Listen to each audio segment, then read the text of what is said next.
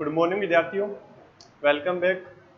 जैसा कि हम पिछली क्लास में मेंडल के नियमों की बात कर रहे थे। मेंडल के नियम मैंने आपको पिछली क्लास में बता दिया था कि कितने नियम होते हैं। मेंडल ने तीन नियम दिए थे, जिसमें पहला नियम था आपका प्रभाविता का नियम,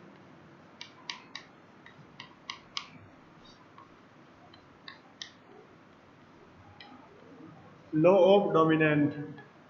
दूसरा है पृथक्करण का नियम या सेग्रीगेशन का नियम या विसंयोजन।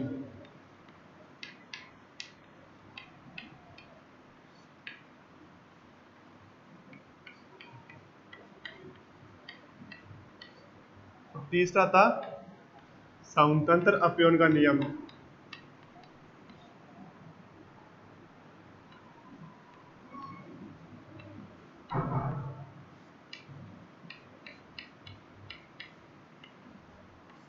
देखो, मेंडल ने ये तीन नियम दिए थे। सबसे ज्यादा एग्जाम में क्वेश्चन पूछा जाता है मेंडल के नियमों पर टिप्पणी कीजिए, तो 6 नंबर का क्वेश्चन इस चैप्टर में यही क्वेश्चन बन रहा है और सबसे ज्यादा क्वेश्चन पूछा जाने वाला यही है। आपके एग्जाम में क्वेश्चन आएगा मेंडल के नियमों के बारे में वर्णन कीजिए, विस्तार में समझाइए, मेंडल के नियमों के बारे में आप कुछ बताइए। तो आपको जो क्वेश्चन होगा वो सबसे ज्यादा इस चैप्टर में यही क्वेश्चन पूछा जाता है। तो आपको ये साथ साथ धीरे धीरे नोट भी करते जाना। ये प्रभाविता का नियम क्या होता है, पृथक्करण का नियम क्या होता है, स्वतंत्र अपव्यय का नियम क्या होता है। आपको तीनों के नाम याद होने चाहिए। ये डोमिनेंट हो गया, ये सेग्रीगेशन हो गया, ये इंडिपेंडेंस लॉ हो गया। यानी 3 प्रकार के उसने नियम दिए थे। अब इसमें हम एक एक नियम की बात करेंगे, जिसमें से हम पहले देखेंगे प्रभाविता का नियम, लॉ ऑफ डोमिनेंस। देखो, इसमें आपको पहले लाइन लिखनी है, मेंडल का यह नियम एक संकर संकरण पर आधारित है। एक संकर संकरित क्या होता है? एक लक्षण को ध्यान में रखकर करवाया गया क्रॉस एक संकर संकरण होता है। फिर आपको इसमें पहले लाइन लिखनी है, यह मेंडल के यानी ये एक संकर संकरण पे आधारित है। दूसरी लाइन आपको लिखनी है इसमें, इस नियम के अनुसार F1 जनरेशन में प्रभावी व अप्रभावी दोनों जीन्स प्रेजेंट होते हैं। F1 जनरेशन में प्रभावी व अप्रभावी जीन्स दोनों प्रेजेंट होते हैं, लेकिन प्रभावी जीन्स प्रेजेंट होने के कारण जो अप्रभावी जीन होता है वो अपने लक्षण अभिव्यक्त या शो नहीं कर पाता है। इस क्रिया को हम बोलते हैं प्रभाविता का नियम। या आप ऐसे बोल सकते हो, जो F1 पीढ़ी में अपने प्रभाव दिखाएगा या अपने प्रभाव प्रकट करेगा उसे प्रभाविता का नियम बोलते हैं। तो इसमें आपको पहले, आप चाहो तो साथ साथ नोट करते जाना। इसमें आपको पहली लाइन लिखनी है, यह एक संकर संकरण पे आधारित है, यह मोनोहाइब्रिड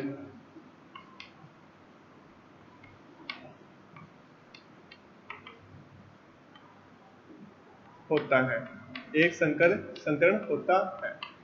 फिर आपको दूसरी लाइन इसमें लिखनी है, इस नियम के अनुसार, इस नियम के अनुसार, इस नियम के अनुसार F1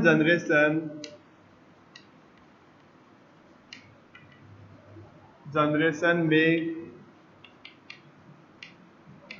प्रभावी को बोलते हैं डोमिनेंट, और जो अप्रभावी होता है उसे बोलते हैं रिसेसिव।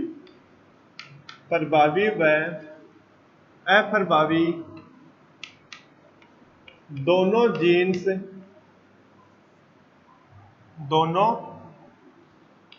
जीन प्रेजेंट होते हैं,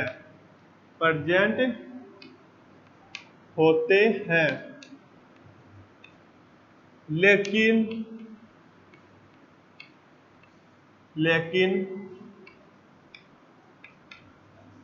प्रभावी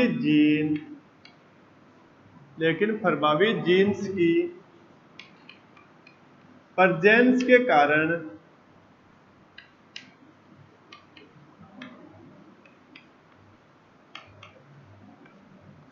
लेकिन प्रभावी जीन्स की प्रेजेंस के कारण अप्रभावी जीन के लक्षण अप्रभावी जीन के कैरेक्टर्स अभिव्यक्त नहीं हो पाते।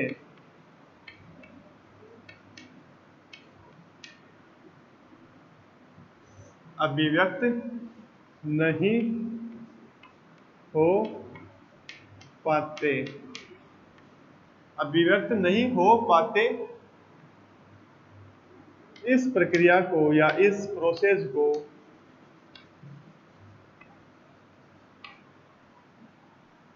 प्रभाविता का नियम कहते हैं या डोमिनेंस का नियम कहते हैं। प्रभाविता का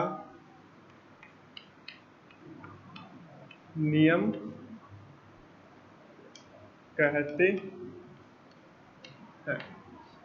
मैंने आपको क्या बताया, इस नियम के अनुसार F1 जनरेशन में जो F1 पीढ़ी होगी उसमें प्रभावी व प्रभावी व अप्रभावी दोनों जीन्स प्रेजेंट होते हैं। यानी इसमें प्रभावी भी प्रेजेंट होगा और अप्रभावी भी प्रेजेंट होगा। लेकिन प्रभावी होता है वो रिसेसिव टाइप या अप्रभावी जीन होता है, उसके प्रभाव को दबा देता है, जिसके कारण जो अप्रभावी जीन होता है वो अपने प्रभाव शो नहीं कर पाता है। जिसमें इसमें एग्जांपल लेके हम देखेंगे।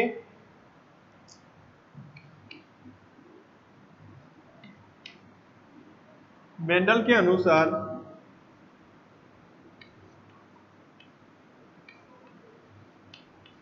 आप नोट भी कर लेना इसको। मेंडल के अनुसार मटर के लंबे व बोने मेंडल के अनुसार मटर के लंबे व बोने पादप के मध्य लंबे व बोने प्लांट के मध्य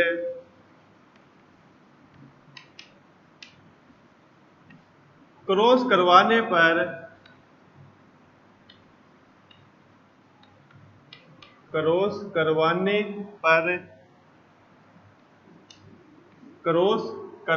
पर F1 पीढ़ी में या अगली पीढ़ी में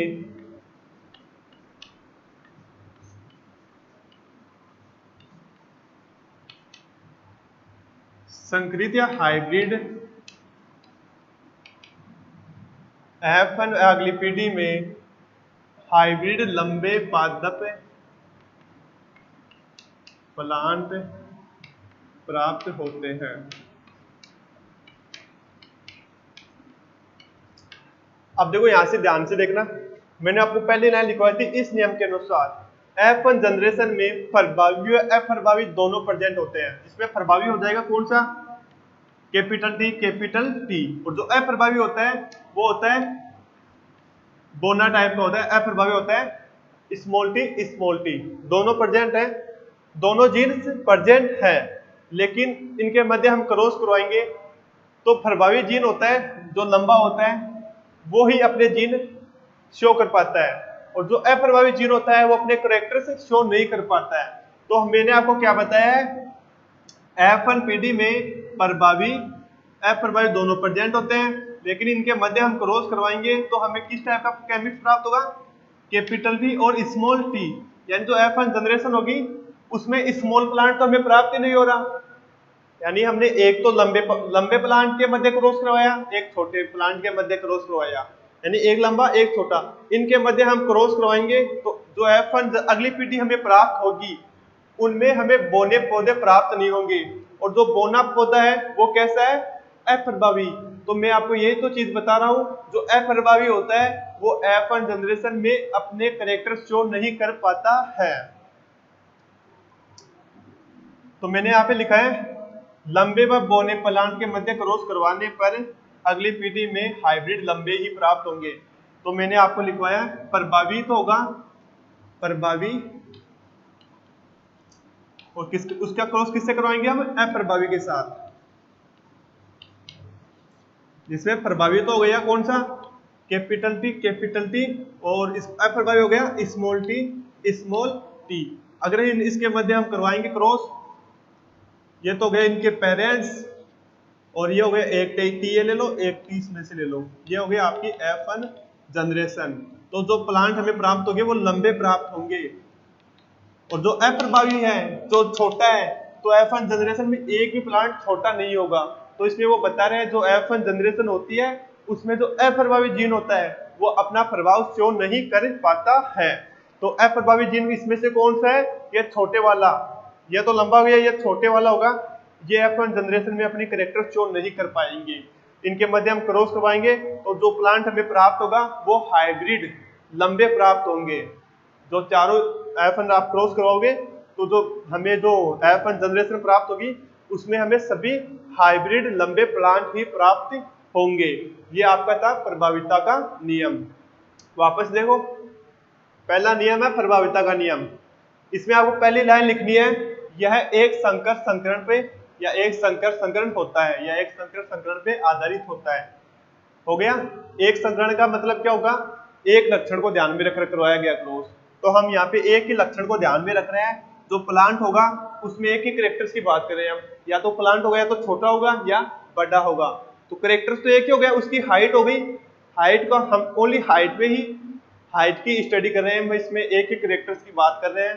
हाइट होती है या तो छोटी होती है या बड़ी होती है, तो हम ओनली हाइट की ही बात कर रहे हैं।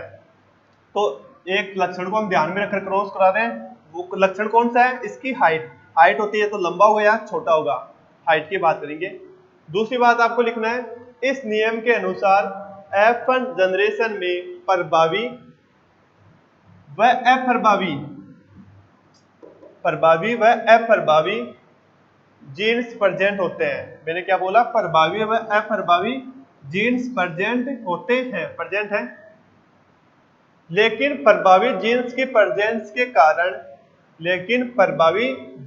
कारण जो अप्रभावी जीन होता है के लक्षण अभिव्यक्त नहीं हो पाते या शो नहीं हो पाते।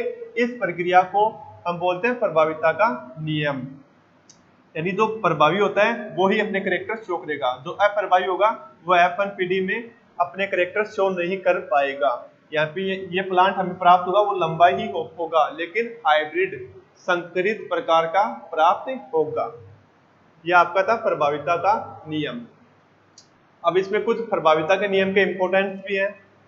आपको एग्जाम में 1 नंबर का क्वेश्चन आ जाए कि प्रभाविता के नियम के इंपॉर्टेंस बताइए, तो वो भी हम लिखवा रहा हूँ। ये आपको नोट करना है, नोट कर लेना।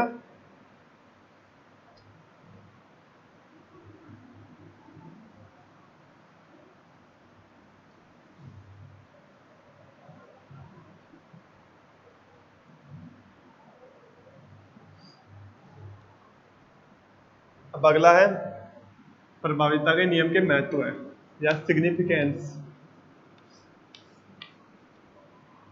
इसमें पहला इंपॉर्टेंट है, इसमें आपको लिखना है प्रभाविता का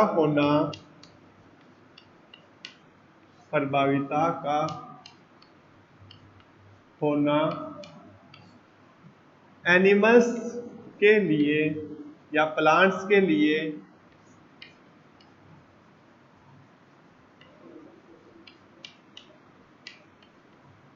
बहुत ही महत्व है। यानी एक सेकंड को, प्रभाविता का होना प्लांट्स या एनिमल्स के लिए महत्वपूर्ण होता है, इंपॉर्टेंट होता है। अब देखो ये महत्वपूर्ण क्यों होता है? जैसे 2 डिजीज होती है उम्र में, एक तो होती है मधुमेह या डायबिटीज, दूसरा होता है मंद बुद्धिता। ये 2 डिजीज है, इसके जो जीन्स होते हैं वो अप्रभावी टाइप के होते हैं। यानी जो जीन्स होते हैं वो अप्रभावी जीन्स के, इसके जो कैरेक्टर्स होते हैं डायबिटीज और मंद बुद्धिता, यानी मैच्योरिटी, दिमाग की जो मैच्योरिटी होती है वो बहुत कम होती है। ये दोनों जो डिजीज है इनके जीन होते हैं वो अप्रभावी जीन्स पे प्रेजेंट होते हैं। लेकिन प्रभावी जीन्स के प्रेजेंट होने के कारण जो ये दोनों के डिजीज के जो जीन्स हैं वो अपने कैरेक्टर शो नहीं कर पाते हैं।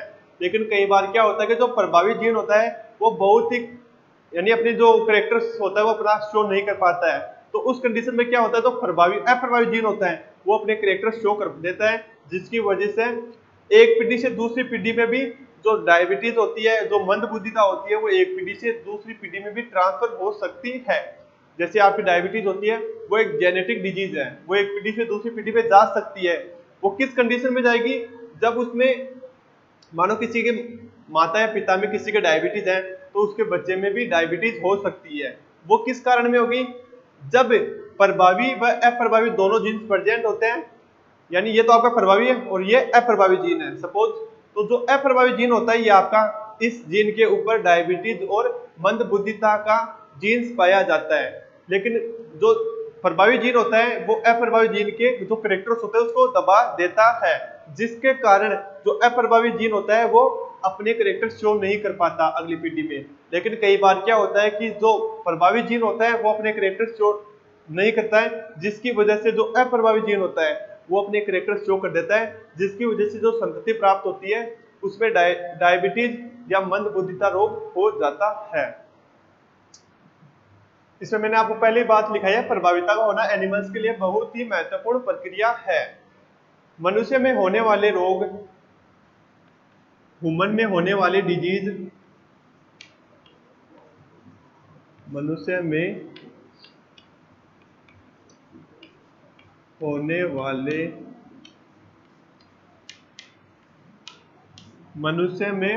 वाले रोग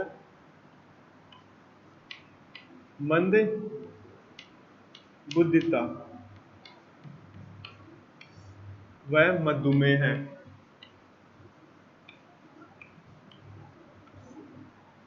मनुष्य में होने वाली रोग, ह्यूमन में होने वाली डिजीज, जिसमें पहली है मंदबुद्धिता, दूसरी है मधुमेह के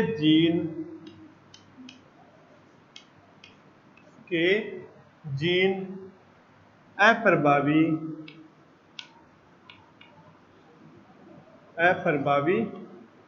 होते हैं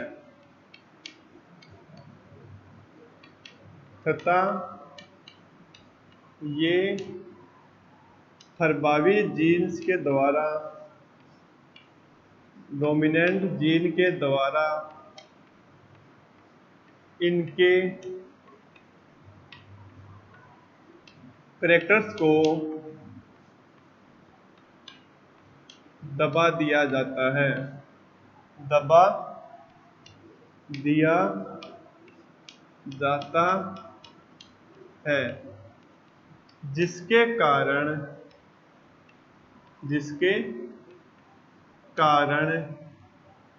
अप्रभावी जीन अपना प्रभाव शो नहीं कर पाता।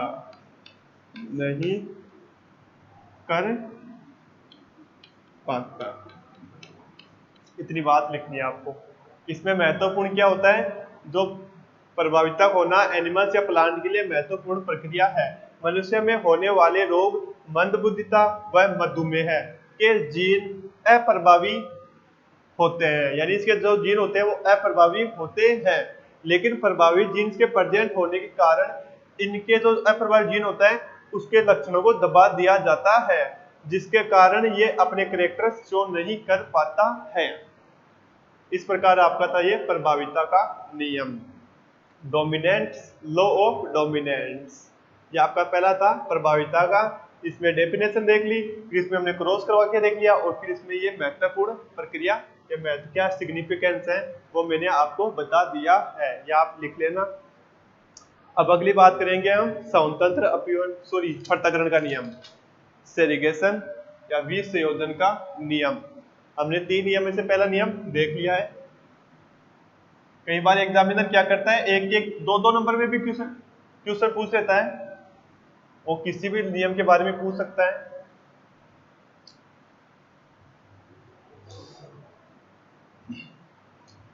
दूसरा है पृथक्करण का नियम।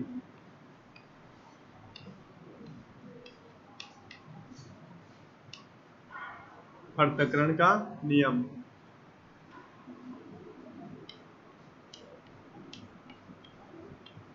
या विसंयोजन का नियम।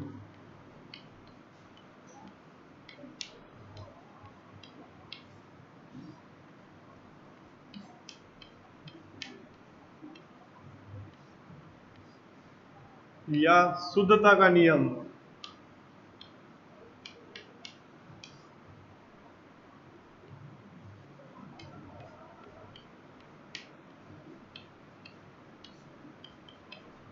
या सेग्रीगेशन। ये इसके तीन नाम है। एग्जाम में किसी भी नियम, किसी भी नाम से पूछ सकता है। तो मानो आपको ये शुद्धता का नियम पूछ ले और आपको ये नाम पता ना हो, तो आप तो सोचोगे कि ये हमको तो सरों ने ये नियम करवाया ही नहीं। तो आपको पता होना चाहिए ये इसी का नाम है, पृथक्करण का नियम, विसंयोजन का नियम, या शुद्धता का नियम, या सेग्रीगेशन। तो सबसे ज्यादा जो नाम होता है वो प्रॉपर, यानी जो प्रचलन में है, वो सबसे पॉपुलर नाम तो इसी का पृथक्करण का नियम है। लेकिन कई बार एग्जामिनर आपको, यानी आपकी जो कंफ्यूज करने के लिए, शुद्धता का नियम भी दे सकता है या विसंयोजन का नियम भी दे सकता है। तो आपको इसके तीनों नाम पता होना चाहिए। तो अब हम देखेंगे इसमें अब आपको लिखना क्या है। इसमें पहली लाइन आपको लिखनी है, यह एक संकर संकरण पे ही आधारित है, मोनोहाइब्रिड।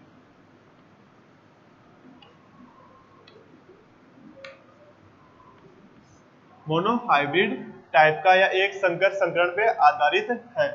दूसरे आपको इसमें लिखना है, विषमयुग्म जीव अवस्था में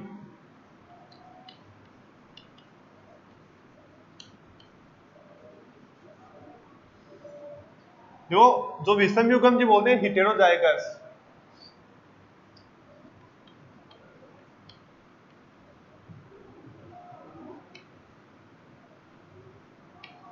विषमयुग्म जी अवस्था में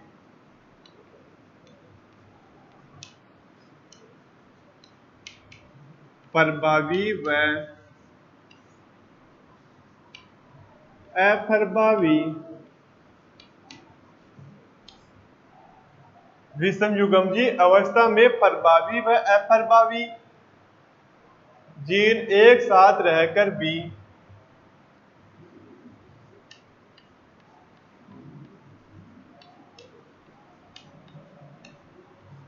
एक साथ रहकर भी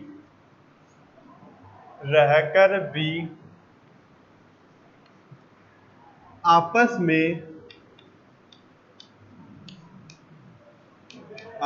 में मिश्रित नहीं होते, मिक्स नहीं होते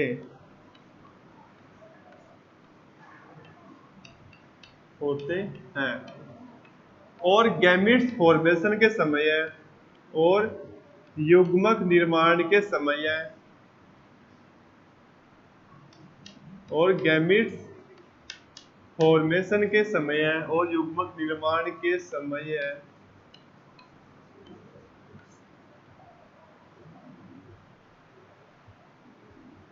ये दोनों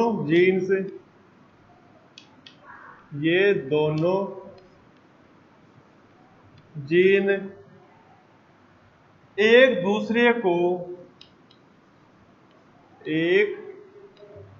दूसरे को बिना प्रभावित किए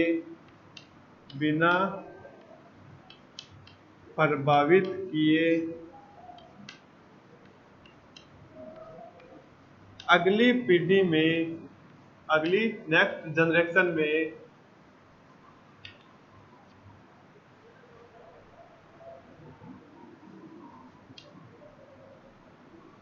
ट्रांसफर हो जाते हैं या स्थानांतरित हो जाते हैं।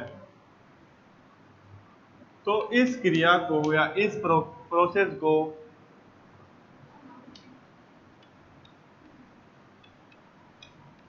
पृथक्करण का नियम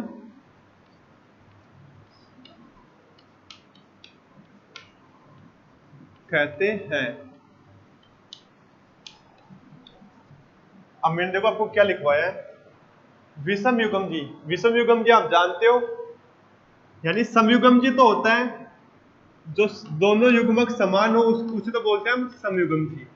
और विषम युग्म जी हम क्या बोलते हैं, जब दोनों जीन्स असमान हो, यानी अलग अलग हो, डिफरेंट डिफरेंट हो, तो उसे हम बोलते हैं विषम युग्म जी। इसमें से एक स्मॉल कैपिटल टी और एक स्मॉल टी, ये हो गया हेटेरोजाइगस। तो आपको मैंने लिखवाया है विषम युग्म जी अवस्था में प्रभावी व अप्रभावी जीन्स एक साथ रहकर भी आपस में मिक्स नहीं होते। मैंने आपको बताया है विषम युग्म जी क्या होती है। देखो, दोनों जीन्स असमान, ये कंडीशन होती है विषम युग्म जी होती है। तो मैंने आपको लिखवाया विषम युग्म जी अवस्था में प्रभावी व अप्रभावी जीन एक साथ रहकर भी आपस में मिक्स नहीं होते और गैमिट फॉर्मेशन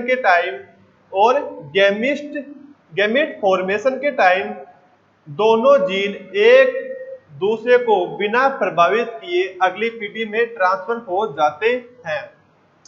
यानी जो गैमिट्स होंगे वो एक दूसरे के प्रति शुद्ध होंगी। मैंने आपको बताया शुद्ध या प्योरिफिकेशन का नियम। मैंने आपको बताया दोनों युग्मक, देखो इसमें क्या है, दोनों युग्मक साथ साथ हैं, दोनों युग्मक साथ साथ हैं लेकिन आपस में मिक्स नहीं होते।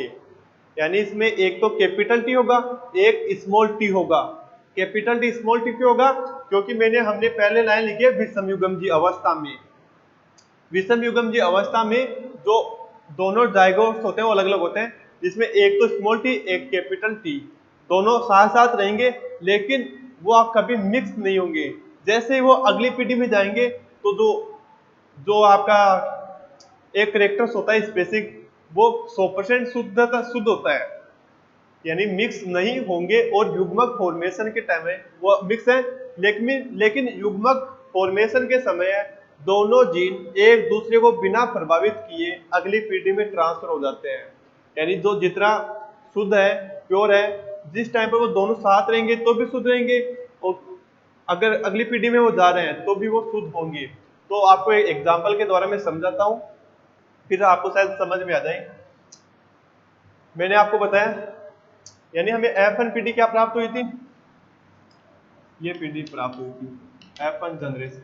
अगर हम दोनों इनके मध्य क्रॉस करवाएंगे तो F1 जनरेशन क्या होगी, स्मॉल टी कैपिटल टी। अब विषम युग्म जी में भी यही कंडीशन अप्लाई होती है। विषम युग्म जी का मतलब होता है जब दोनों जीन असमान हो। इसमें एक तो कैपिटल टी एक स्मॉल टी, इसका क्रॉस हम करवाएंगे कैपिटल टी स्मॉल टी। ये है आपकी विषम युग्म जी अवस्था, हेटेरोजाइगस स्टेज। अब इसमें दो प्रभावी जीन्स भी प्रेजेंट है और अप्रभावी जीन्स भी प्रेजेंट है। इसमें प्रभावी भी है और अप्रभावी जीन्स भी प्रेजेंट है, जिन एक साथ रहकर भी, दोनों एक साथ हैं, एक साथ रहकर भी मिक्स नहीं होंगे। अब मिक्स अगली पीढ़ी में हम देखेंगे तो अलग अलग हो जाएंगे, मिक्स नहीं होंगे। और युग्मक निर्माण के समय है, अब इसके द्वारा हम युग्मक बनाएंगे, यानी कैपिटल टी इसका मध्य हम करवाएंगे तो ये वापस देखो शुद्ध हो गया, यानी ये लंबा हो गया वापस 100% शुद्ध लंबा या प्योर लंबा हो गया। अब इसका क्रॉस हम इससे करवाएंगे, ये हो गया हाइब्रिड लंबा। इसका क्रॉस इससे करवाएंगे, ये भी हाइब्रिड लंबा। और इसका क्रॉस इससे करवाएंगे, ये 100% शुद्ध बोना प्राप्त होगा, जिसमें इसमें देखो दो तो प्योर प्राप्त हो रहे हैं, यानी ये करेक्टर साथ रहकर भी आपस में मिक्स नहीं होंगे, ये आपस में मिक्स नहीं होंगे। वापस देखो, पहली लाइन आपको लिखनी है ये मोनो हाइब्रिड होते हैं, इतनी बात हो गई। फिर आपको दूसरी बात क्या लिखनी है, विषम युग्म जी, साथ साथ देखते जाना तभी आपको समझ में आएगा। विषम युग्म जी दोनों जायगोट अलग अलग होते हैं। विषम युग्म जी अवस्था में प्रभावी व अप्रभावी जीन रहकर भी आपस में मिक्स नहीं होते और युग्मक निर्माण के समय ये दोनों जीन्स एक दूसरे को प्रभावित किए बिना अगली पीढ़ी में ट्रांसफर हो जाते हैं। यानी वो बता रहा है दोनों गैमेट साथ साथ भी रहेंगे, लेकिन अगली पीढ़ी में वो जाएंगे तो वो शुद्ध प्राप्त होंगे। यानी इसमें दो तो होंगे वो अशुद्ध प्राप्त हो रहे हैं, लेकिन दो तो शुद्ध प्राप्त हो रहे हैं ना। एक तो लंबा शुद्ध प्राप्त हो रहा है और एक छोटा है वो शुद्ध प्राप्त हो रहा है। अगर इसकी फिनोटाइप की बात करें, फिनोटाइप और जीनोटाइप,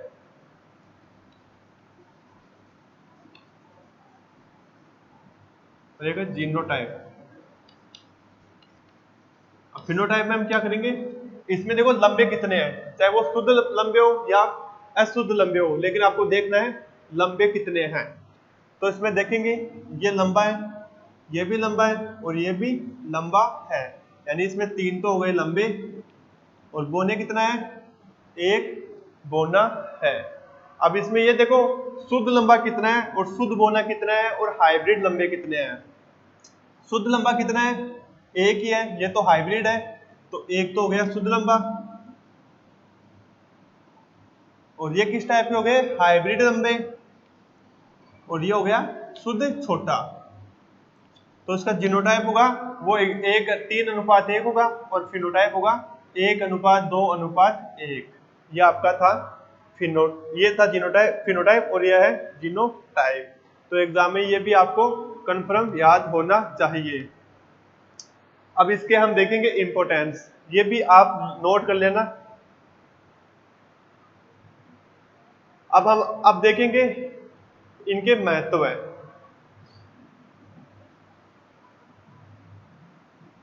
किसके महत्व है, पृथक्करण के नियम के महत्व है।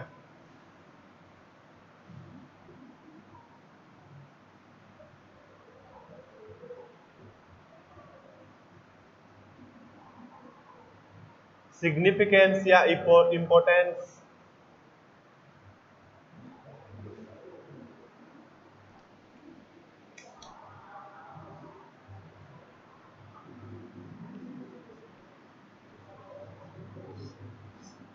पृथक्करण नियम में क्या महत्व है।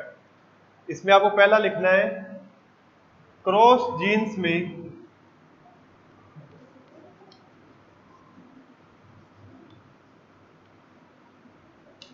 क्रॉस जीन्स में लाभकारी, एक सेकंड, क्रॉस जीन्स में लाभदायक या लाभकारी व हानिकारक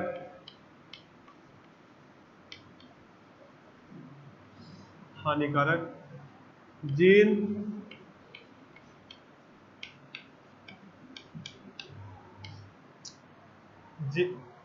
क्रॉस जीन्स में लाभकारी व हानिकारक जीन दोनों के विकल्प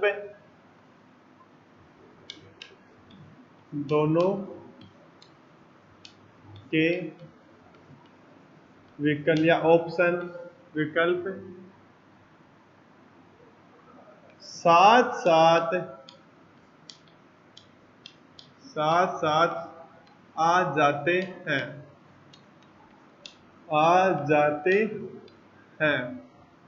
तो वे कई पीढ़ियों तक, कई जनरेशन तक, तो वे कई जनरेशन तक, तो वे कई जनरेशन तक साथ साथ होने के बावजूद भी, साथ साथ होने के बावजूद भी एक दूसरे को प्रभावित नहीं करते हैं।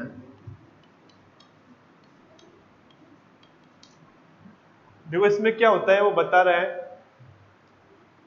क्रॉसिंग जीन में लाभकारी व हानिकारक जीन्स दोनों दोनों के दोनों के विकल्प साथ साथ आ जाते हैं तो वे दोनों विकल्प साथ साथ रहने के बावजूद भी वे कई जनरेशन तक साथ साथ होने के बावजूद भी कहीं एक दूसरे को प्रभावित नहीं करते हैं। यानी इसमें वो बता रहा है, ये पहली बात तो यह शुद्धता का नियम है, यानी जो पृथक्करण का नियम है वो शुद्धता का नियम है। अगर मानो किसी जीन्स में एक कैरेक्टर्स प्रेजेंट है तो वो दूसरे को किसी प्रकार का डिस्टर्ब नहीं करेगा। मानो दो जीन है इसमें, एक तो होता है प्रभावी, एक होता है अप्रभावी।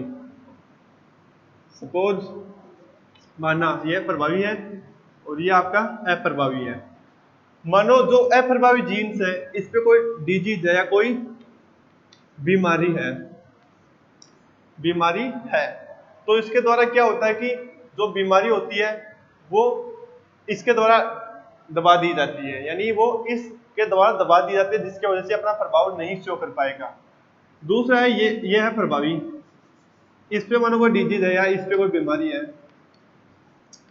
तो जो प्रभावी होता है वो हमेशा अपना प्रभाव दिखाएगा। तो जब वो कोई बीमारी होती है या कोई डिजीज होती है वो प्रभावी जीन्स पे प्रेजेंट है, यानी ये कभी मिक्स नहीं होंगे, यानी जो जो कैरेक्टर्स इस जीन में है वो कैरेक्टर्स इस जीन में नहीं होंगी, यानी जो कैरेक्टर्स इस जीन पे प्रेजेंट है वो इसी जीन में रहेंगे लेकिन वो इस जीन्स में कभी नहीं जाएंगे, यानी ये मिक्स नहीं होंगे।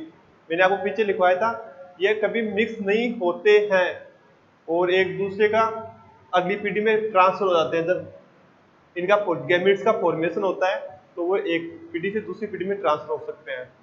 वापस देखो इसमें वो बता रहे हैं, यानी प्रभावी जीन्स पे कोई बीमारी है तो वो एक पीढ़ी से दूसरी पीढ़ी में जाएगी, वो कई पीढ़ियों तक इस प्रकार वो चलती रहेगी, तो इसका ये नुकसान है, यह हानिकारक है इस टाइप का। अगर प्रभावी जीन्स पे कोई अच्छा कैरेक्टर्स है यानी कोई डिजीज नहीं है, वो किसी अच्छा कोई कैरेक्टर्स है तो वो लाभदायक कैरेक्टर्स हो जाएगा। तो इस प्रकार का आपका जो पृथक्करण का नियम था वो इसके महत्व इस टाइप के थे।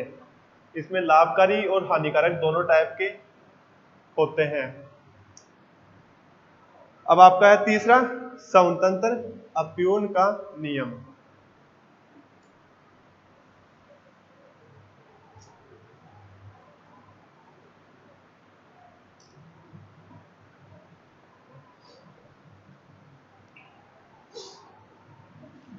तीन नियम दिए थे उसने, तो पहला नियम था प्रभाविता का नियम, दूसरा नियम था पृथक्करण का नियम और तीसरा है स्वतंत्र अपव्यय का नियम।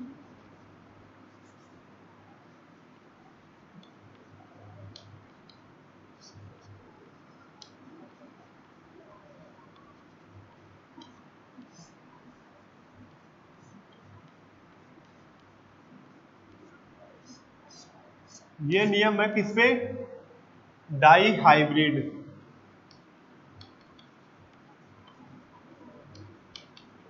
यानी ये द्विसंकर संकरण पे आधारित है। द्विसंकर संकरण क्या होता है? जब दो लक्षणों को ध्यान में रखकर करवाया गया क्रॉस होता है वो द्विसंकर संकरण होता है। इसमें हम क्या देखेंगे? जो बीज होता है उसका रंग देखेंगे और उसका साइज। जैसे बीज होता है वो गोल भी होता है, गोल और झुर्रीदार भी हो सकता है, वो गोल भी हो सकता है और झुर्रीदार भी हो सकता है, पीला भी हो सकता है, यानी वो उसके कलर का और उसकी जो बीज होती है उसकी साइज का हम इसमें देखेंगे। तो उसे हम बोलते हैं डाई हाइब्रिड, यानी दो लक्षणों को ध्यान में रखकर करवाया गया क्रॉस डाई हाइब्रिड होता है। तो इसमें हम देखेंगे जैसे दो लक्षण कौन कौन से होंगे, जैसे एक हुआ पीला व गोल, जो बीज होता है पीला व गोल का क्रॉस हरा व झुर्रीदार। अब हमने पीछे वाले में जो मोनो हाइब्रिड देखा था उसमें तो हम ओनली प्लांट की हाइट ही देख रहे थे, या तो प्लांट होगा लंबा होगा या छोटा होगा, यानी उसमें एक ही कैरेक्टर्स की हम बात कर रहे थे। और जो डाई हाइब्रिड होता है उसमें हम दो कैरेक्टर्स को ध्यान में रखेंगे। तो जो बीज होता है वो किस कलर का होगा, या तो पीला होगा या हरा होगा। तो पहली बात होगी इसमें कलर की। दूसरी बात है, तो बीज होगा वो गोल होगा या जूरीदार। तो बीज की जो बीज सीड होता है, शेप ऑफ सीड,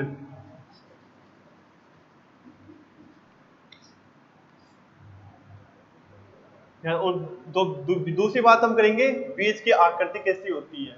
तो हमने यहाँ पे दो करेक्टर्स देखेंगे। पीछे वाले में एक ही करेक्टर्स की बात हो रही थी, इसमें हम दो करेक्टर्स की बात करेंगे। अब हम बात करेंगे समतंत्र अपयन का नियम। समतंत्र अपयन का नियम होता है वो एक से ज्यादा विपरीत जोड़ियों का। चलो आप तो एक बात बताओ, मैंने आपको कुछ टॉपिक से आपको पढ़ा दिया, जिसमें से आपके हो गया मेंडल के नियम की खोज कब हुई थी, वो आपके इमेज होना चाहिए। यानी एक एक नंबर में बहुत क्वेश्चन आ सकता है। जो आपके छोटे क्वेश्चन होते हैं एग्जाम में 9 क्वेश्चन आएंगे, 9 नंबर के आपके छोटे क्वेश्चन आएंगे, एक एक नंबर के, यानी एक एक लाइन के, एक एक वर्ड की। तो आपकी जो बुक होती है वो आपकी जूलॉजी की 3 बुक है, केमिस्ट्री की 3 बुक है और बॉटनी की 3 बुक है। तो जो जूलॉजी की 3 बुक है उसमें तीनों में 9 नंबर के छोटे क्वेश्चन आएंगे, यानी एक एक नंबर के आपके 9 क्वेश्चन आएंगे, और जो 6 नंबर के आपको 4 क्वेश्चन बड़े करने पड़ेंगे। जो आपका पेपर होता है वो 33 नंबर का पेपर होता है, जिसमें से आपके 6 नंबर तो आपके 9 नंबर तो आपका बड़े वाले क्वेश्चन में करने हैं, और आपको 6 क्वेश्चन अटेंड करने हैं। छः चार सॉरी 4 क्वेश्चन आपको अटेंड करने हैं, वो 6 नंबर के, 6 × 24, 24 × 9 33 या 33। तो इस प्रकार आपके 4 बड़े क्वेश्चन अटेंड करने हैं। 9 क्वेश्चन में से 9 क्वेश्चन में से आपको 4 क्वेश्चन अटेंड करने हैं। वो सेक्शन वाइज होते हैं, यानी जो सेक्शन होता है उसमें से हर सेक्शन में 3-3 क्वेश्चन आएंगे। तो सबसे इजी और सबसे ज्यादा नंबर वाला क्वेश्चन होता है, सेक्शन होता है वो आपका ये सेक्शन होता है जेनेटिक वाला, क्योंकि आप पिछली क्लास में भी इसके पढ़ के आए हो।